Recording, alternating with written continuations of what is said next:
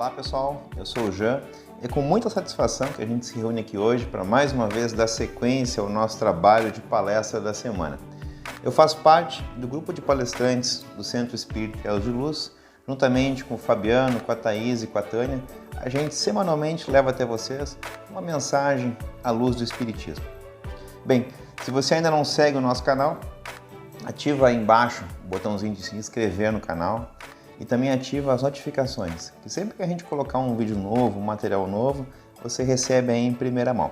Se gostar do vídeo, deixa o like, se não gostar, deixa aí o dislike, mas muito importante, não esquece aí os comentários. E se gostar do material, divulguem, porque vocês vão estar ajudando a levar essa mensagem de esperança e de amor a muitas mais pessoas que podem vir a usufruir desse material. Bem, como nós agora estamos naquele período onde nós já desenvolvemos todos os capítulos do Evangelho, então as nossas palestras elas estão trabalhando com temas livres e com as séries. Estamos agora na segunda série aqui realizada pela Elos de Luz, que seria o livro Brasil, Coração do Mundo, Pátria do Evangelho. Este é o 6º episódio, livro que foi psicografado por Chico Xavier, com a autoria de Humberto de Campos, em 1938.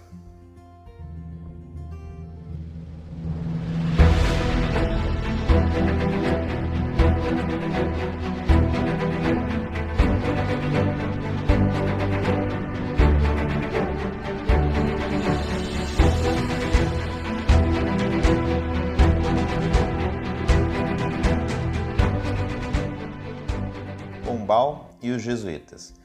Após o reinado de Dom João V, que foi um rei onde não teve muita evolução a nível de Portugal e da coroa do Brasil, é um rei um monarca, né, onde o que caracterizou o reinado dele foi o esbanjamento. Mas com o advento da subida dele ao trono e do encaminhamento, ele nomeia como primeiro-ministro aquele que mais tarde viria a ser o Marquês de Pombal. Essa pessoa tinha uma missão toda especial, pois ele havia sido escolhido pelos anjos espirituais, pelas falanges de Ismael, como alguém que faria algo muito importante pela colônia. Então ele era responsável por renovar as energias da pátria do Evangelho. Apesar de tudo isso, ele não soube corresponder aos ensejos da espiritualidade. Marquês do Pombal, então, ele foi influenciado pela ação lá essa palavra é difícil de falar, dos enciclopedistas lá no Novo Mundo. A gente viu isso especialmente lá na outra série, lembra? A Caminho da Luz.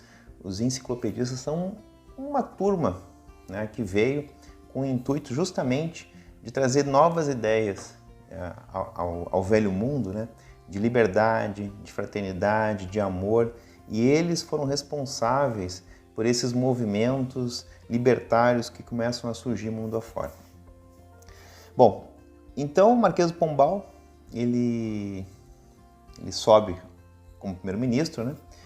E ele tem então essa missão de elevar boas energias, boas vibrações, mas administrativamente coisas boas para a colônia. No entanto, né, ele sofre, ou melhor, ele tem aí um crescimento muito grande após um terremoto que aconteceu em 1755 lá em Portugal, onde dizimou Lisboa, e ele acaba sendo o reconstrutor, ou melhor, o construtor da nova Lisboa após o terremoto. E com isso ele acaba ganhando muito grande prestígio, grande visibilidade. Então, ele tinha uma rixa muito grande com os jesuítas, pois os jesuítas da época, lá na Europa, no Velho Mundo, eles eram aquelas pessoas que se metiam em tudo. Então, eles eram o clero e eles tinham uma grande influência sobre as cortes. Então, eles influenciavam muito a política, influenciavam muito os reis, eles se metiam em tudo. Nesse mesmo tempo, estava acontecendo lá a Inquisição, então aquele movimento de intolerância onde as pessoas eram caçadas por seus cultos religiosos, né? por todos aqueles que de alguma forma divergiam daquela ideia que existia, que era somente aquela igreja católica ali que tomava conta de tudo, era uma coisa muito mais política do que religiosa, onde visava basicamente poder, e muitas pessoas eram condenadas à Inquisição simplesmente por fatores políticos, né? Então, Marquês do Pombal já estava com uma visibilidade bem grande em Portugal, havia sido escolhido, mas acaba esquecendo um pouco essa missão que é dada pela espiritualidade para ele, e ele se incumbe muito de perseguir os jesuítas, porque ele não suportava eles.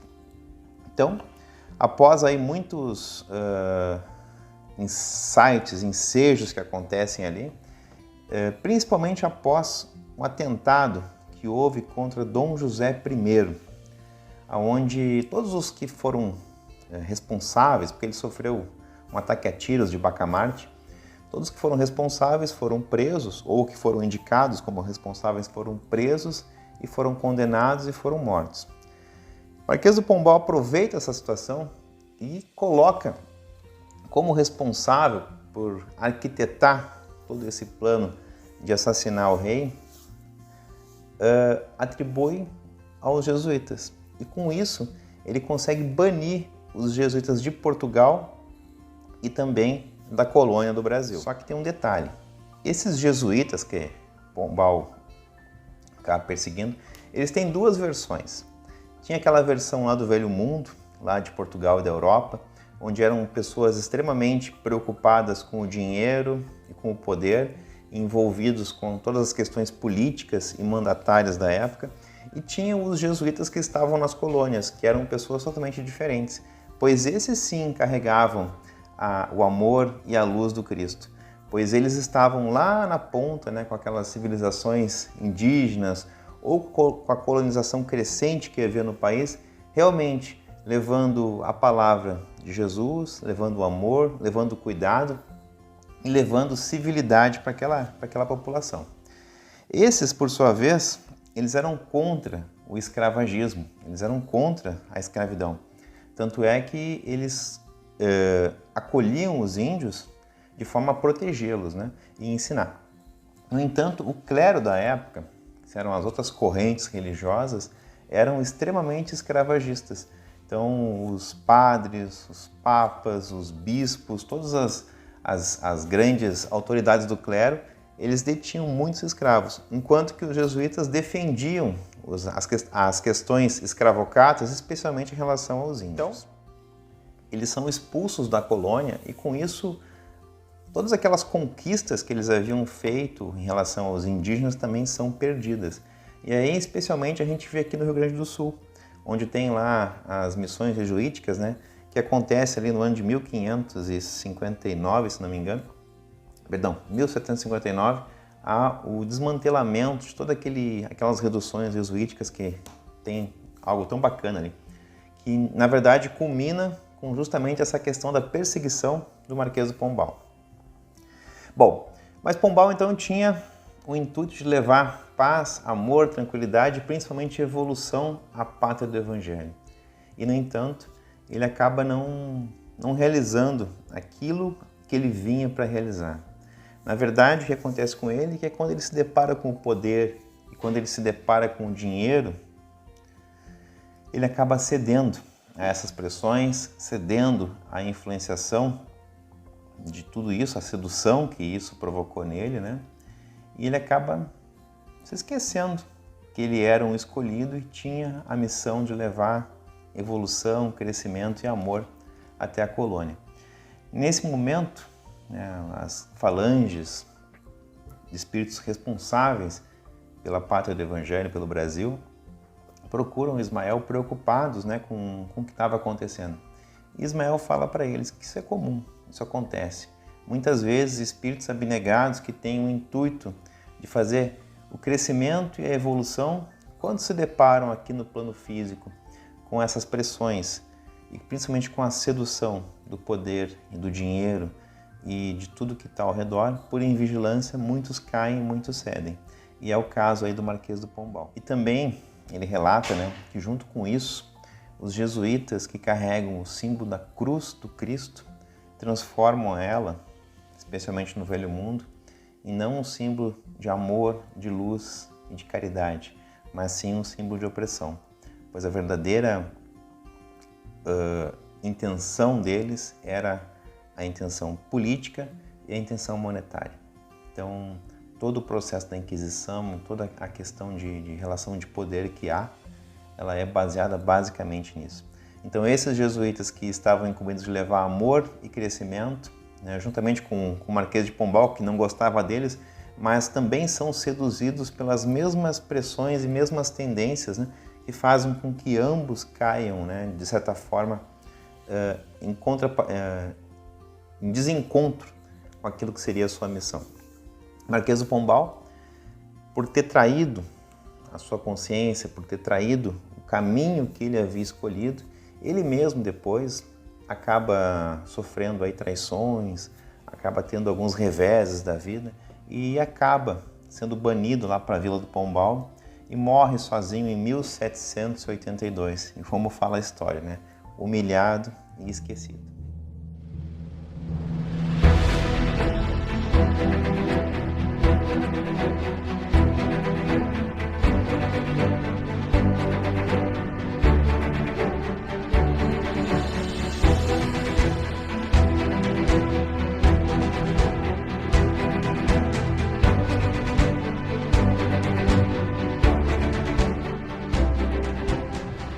A Inconfidência Mineira. Após a morte de Dom José, sobe ao trono então a sua filha, Maria I, conhecida como a Piedosa. Naquela época, um sopro de vida nova estava modificando toda aquela questão conceitual ali do Velho Mundo.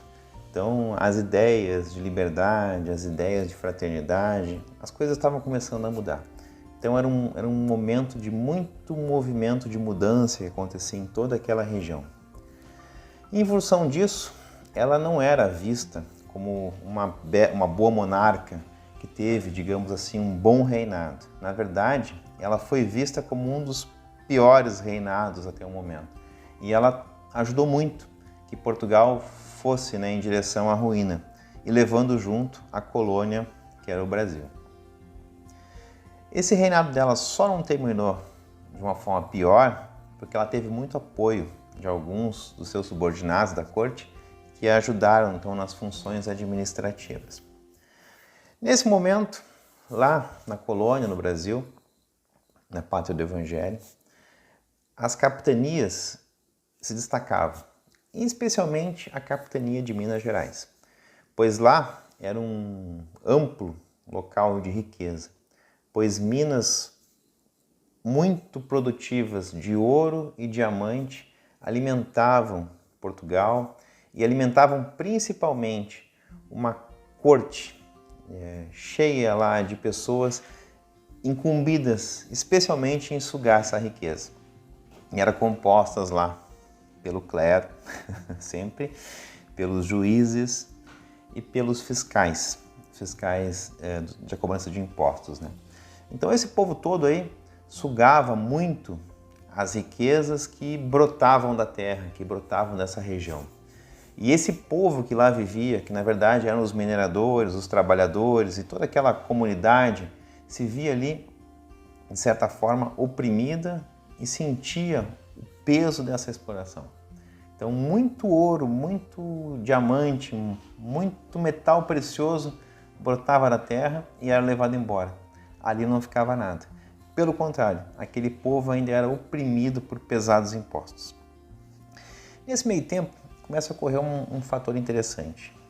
Com o crescimento dessa população, com, digamos assim, o crescimento a nível monetário, mas também a nível da região. Vila Rica, que era a cidade mais próspera ali começa a ter um movimento de muitos estudantes brasileiros que iam até o Velho Mundo para estudar. E lá eles encontravam as ideias dos enciclopedistas, que eram aquelas ideias de liberdade, de crescimento e principalmente de república. Com isso, eles vindo para o Brasil, eles trazem essas ideias. E aí começa um movimento onde o povo já, ou melhor, não o povo, mas os intelectuais da época, esses que estudavam fora e depois iam para cá, trazem a ideia de liberdade, traz a ideia de crescimento, traz a ideia de dependência, de república. Começa então aí a haver um movimento, uma articulação para o aparecimento da república. Então, nessa época, eles se reuniam de forma escondida e começavam a articular essa república que iria ser fundada, né? Então eles partem em busca de apoio. Então alguns vão para o Velho Mundo atrás dos demais brasileiros que lá tinham já uma posição mais conceituada, buscando apoio. Vão buscar apoio também nas capitanias de São Paulo e também em Pernambuco, onde eram locais de grande movimento e tinham destaque na colônia. Mas essa ida deles acaba não resultando aí em muito êxito. Eles acabaram não tendo muito êxito lá dos europeus, os brasileiros que estavam na Europa, também acabam não tendo muito êxito aqui dos estados próximos, né? Pernambuco e São Paulo. Mas eles continuam com o processo, né?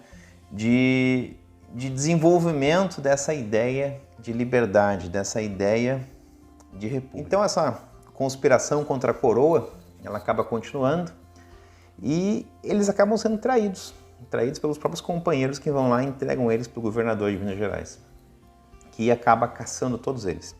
Então esses 11 chefes, esses 11 líderes desse movimento, todos eles são presos e são levados a presídios da época, são separados e colocados em presídios da época. E eles esperam por mais ou menos 3 anos até ter um julgamento. Nesse julgamento, que houve 3 anos depois, todos eles são condenados à morte por conspiração contra a coroa. Imagina o desespero.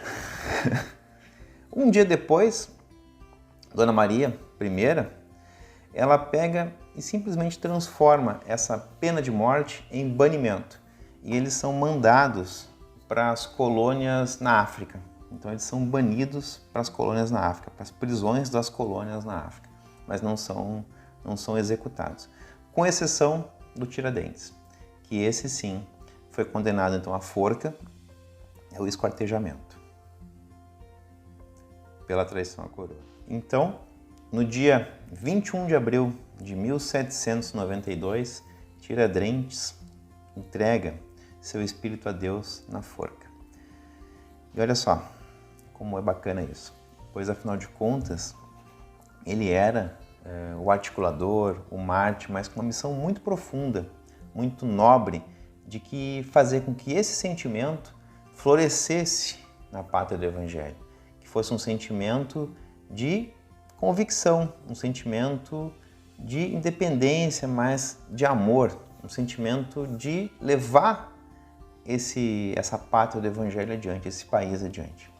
Então, conforme fala o livro aqui, ele, após o suplício na forca, então, ele é recebido nos braços pelo próprio Ismael, que é o responsável pela pátria do Evangelho.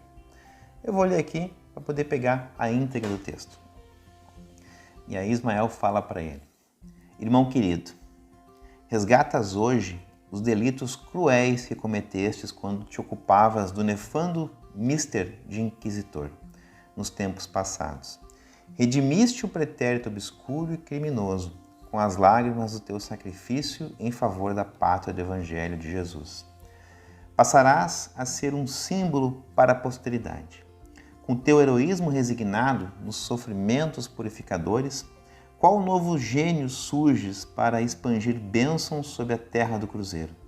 Em todos os séculos do seu futuro, regozija-te do teu Senhor pelo desfecho dos teus sonhos de liberdade, porque cada um será justiçado de acordo com as suas obras.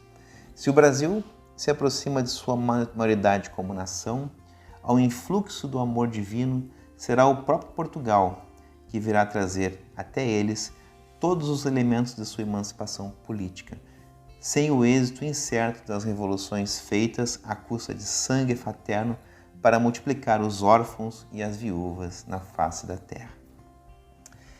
Diz então que nesse momento uma luz desceu desenhou o espaço, marcando ali a passagem então gloriosa e renovada desse Espírito que tinha passado por todo esse momento aí de suplício, mas tinha ele sido o precursor das ideias de liberdade e de emancipação do Brasil.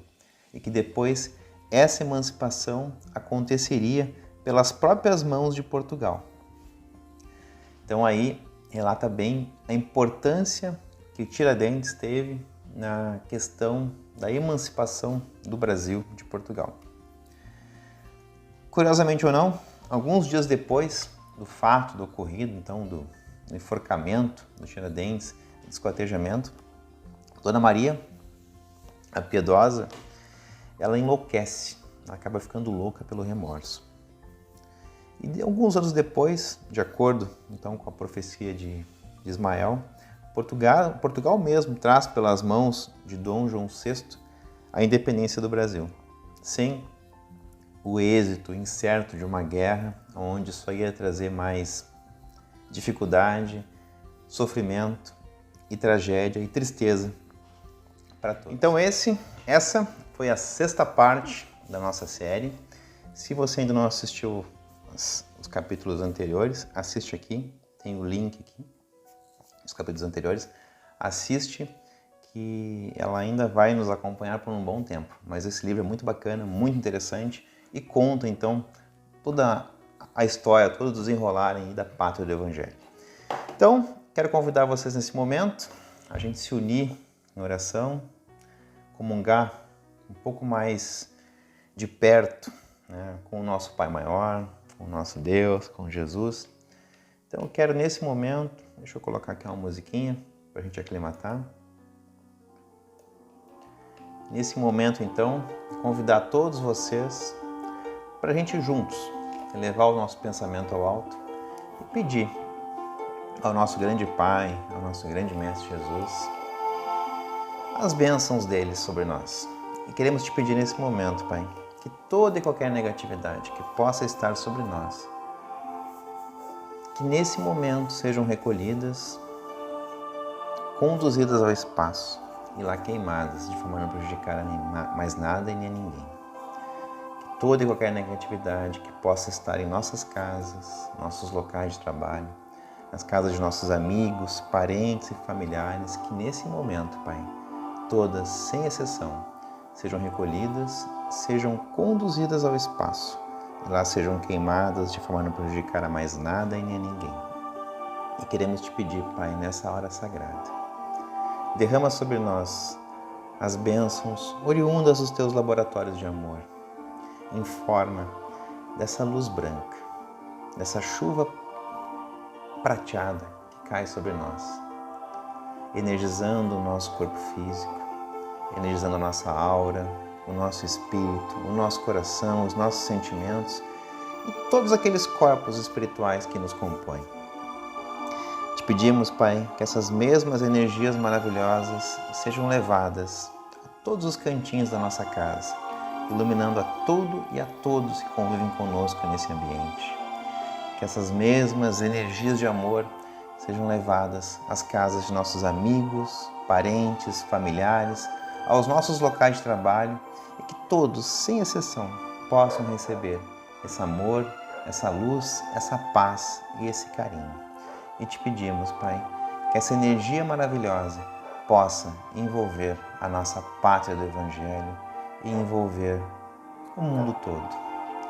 E assim, querido e amado Pai, agradecidos por todo o amor, por toda a luz e por tudo aquilo que foi espargido aqui sobre nós, a gente quer te agradecer a toda essa espiritualidade que nos acompanhou, nos assistiu e nos abençoou. E desejar a todos vocês uma boa semana, repleta de muita paz, de muita luz e de muito amor. Que assim seja. Muito obrigado.